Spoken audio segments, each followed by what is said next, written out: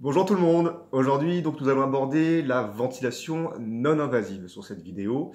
La ventilation non invasive ou VNI est une technique, pour faire simple, qui va permettre de suppléer la fonction respiratoire des patients défaillants. Donc on va vraiment l'opposer à la ventilation invasive, hein, qui va des fois rassembler des gros respirateurs en réanimation ou en périhospitalier, ou même au bloc opératoire, avec des modules bien particuliers, un monitoring bien complexe, et bien souvent avec une interface comme la sonde d'intubation ou la trachéotomie.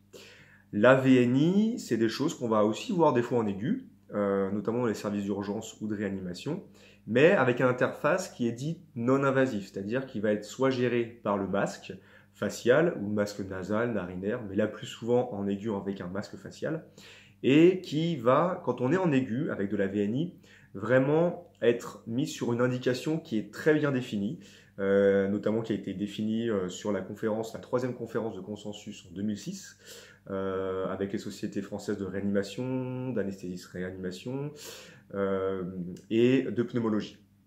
Et sur cette troisième conférence de consensus de 2006, on mentionne bien que la VNI en aigu est indiquée sur l'OAP cardiogénique et sur le BPCO hypercapnique qui a décompensé du coup sa pathologie. Voilà, ça c'est des choses qu'il faut connaître.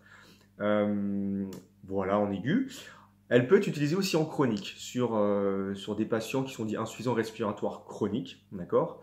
Vous allez voir au fur et à mesure du topo, on va détailler sur quelle typologie de patients chroniques on peut mettre en place ces VNI. Il y a les sujets restrictifs, pour lesquels le débat n'a pas forcément lieu d'être, et on s'est rendu compte dans la littérature, mais aussi sur les études qui paraissent encore, que la ventilation non invasive sur le patient restrictif est vraiment indiqué. On reprendra en détail tout cela. Sur l'obstructif, ça se discute encore un petit peu. Il y a des études qui arrivent et on se rend compte qu'il y a peut-être un intérêt, notamment sur le patient BPCO, qu'on ventile quand même beaucoup à domicile, mais à certaines phases de ces exacerbations, de ces phases aussi des fois de repos, et ben, il y a des moments où la VNI pourrait être interrompue ou n'est pas forcément recommandée. Donc voilà, c'est encore un petit peu, on va dire, en discussion. Mais on en parlera plus tard. Donc, si on fait un peu d'historique, la VNI, c'est pas non plus récent. Ça date pas d'il y a 50 ans. On parle des fois de la fameuse date de 1876, où on a créé le premier poumon d'acier. Poumon d'acier, je vous montrerai une photo après. C'est une grosse caisse, en fait, où on mettait carrément le patient à l'intérieur. Et du coup, par un système de pression-dépression, on négativait la pression à l'intérieur du compartiment. Hein, le patient, il y avait juste sa tête qui sortait. On le mettait vraiment dans une grande boîte. Et on arrivait à faire rentrer de l'air dans les poumons du patient. Donc assez barbare comme technique. Et dans les années 1930, on a commencé à ventiler une pathologie qui est la poliomyélite, hein, d'accord, donc une maladie avec une atteinte du muscle. Et on s'est rendu compte qu'on arrivait à soutenir la mécanique respiratoire des patients et du coup à les accompagner sur leur pathologie là. Et manque de bol, dans les années 1955, il y a eu une grosse épidémie de poliomyélite qui a commencé aux États-Unis. Et on a dû faire, du coup, on a dû utiliser ces dispositifs-là. Et je vous montre grossièrement à quoi ressemblait, voilà, le premier respirateur, enfin les respirateurs à l'époque, d'accord. Donc voilà, les poumons d'acier, ça ressemblait à ça, d'accord. Donc en fait, votre patient, hein, il faut imaginer que sa tête sortait. Donc là, c'est plus les pieds qui reposent et la tête était à peu près ici. Donc le corps était à l'intérieur et on arrivait à faire rentrer quand même de l'air dans les poumons du patient et du coup décharger sa mécanique respiratoire. En haut, vous voyez à quoi ressemblaient les services de pneumologie. Okay, donc je vous laisse imaginer un petit peu, je ne sais pas si vous voyez, voilà, avec les infirmières, hein, des soins assez lourds, un environnement assez chargé. Donc ce qui a quand même bien changé maintenant de nos jours dans les services de pneumologie, où c'est des respirateurs de plus en plus faciles d'utilisation, qui restent très complexes, hein, mais qui sont quand même assez, qui prennent pas beaucoup de place sur les tables, notamment dans les services. Donc du coup, c'est des choses qui sont quand même acceptées par les services de soins. pour vous dire du coup qu'on a développé après cette stratégie de ventilation, on a commencé à faire des choses moins encombrantes. On a aussi développé les respirateurs à batterie, on a aussi développé les masques de ventilation. Voilà pour le point historique. Pour faire du coup un petit rappel à Nat Physio de quand est-ce qu'on doit mettre en place ces respirateurs-là maintenant, donc de nos jours, la VNI, pardon. Vous savez que la respiration, c'est le renouvellement d'air continu dans les poumons. D'accord? Ça, c'est pour faire simple. En gros, on apporte de l'oxygène sur l'inspiration et on va rejeter le CO2. Le CO2, vous allez voir, hein, c'est vraiment le gaz qu'on veut se débarrasser en grande partie. Voilà.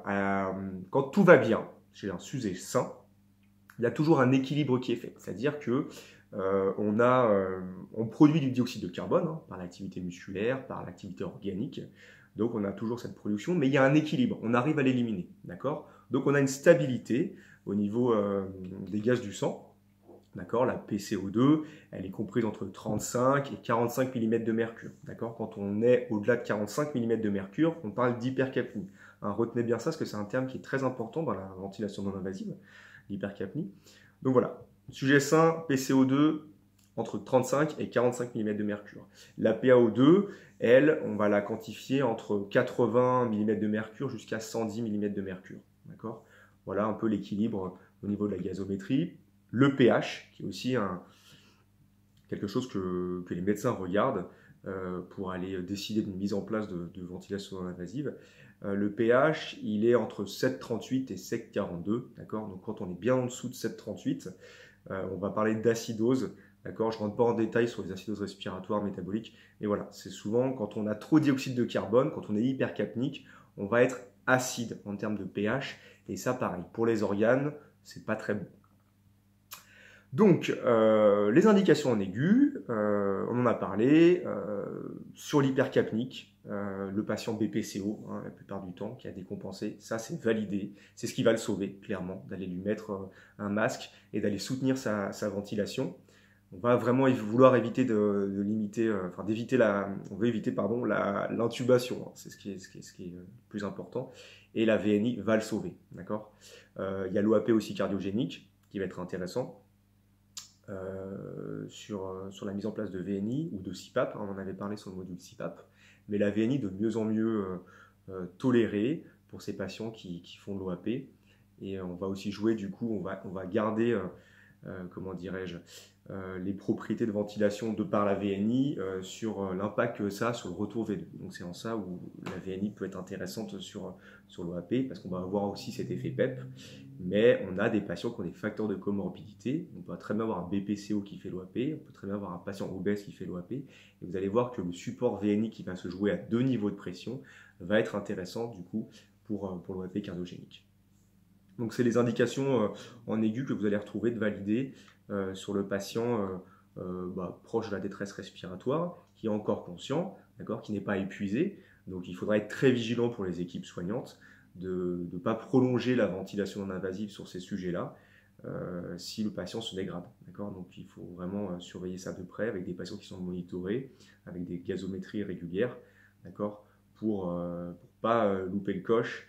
Et si le patient se dégrade, il faudra bien sûr protéger ses voies aériennes, le ventiler efficacement, et ça ce sera par l'intubation, donc la ventilation invasive. Voilà pour le côté aigu. On fera un petit parallèle sur la prise en charge respiratoire de par les kinésithérapeutes qui peuvent de plus en plus du coup utiliser cette VNI pour optimiser vraiment la kiné respiratoire. Ça j'en parlerai sur une vidéo un peu plus tard. En chronique, les patients chroniques, donc qui ne sont pas sur un épisode aigu, vous avez peut-être déjà vu des patients qui ont cette fameuse ventilation non invasive à domicile, d'accord ? Donc, si on fait un peu de physiopathologie, ça va faire intervenir une notion qui est l'hypoventilation alvéolaire. D'accord ?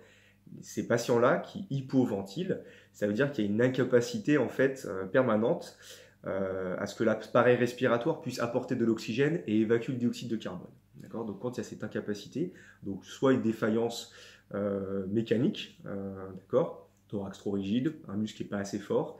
C'est pour ça que c'est souvent très validé dans le syndrome restrictif, selon la neuromyopathie, les kyphoscoliotiques les SOH, d'accord? Donc dans ces syndromes restrictifs, c'est vraiment validé. Parce qu'il va y avoir du coup une incapacité et du coup bien souvent un déficit musculaire, la plupart du temps même, un déficit musculaire qui est respiratoire.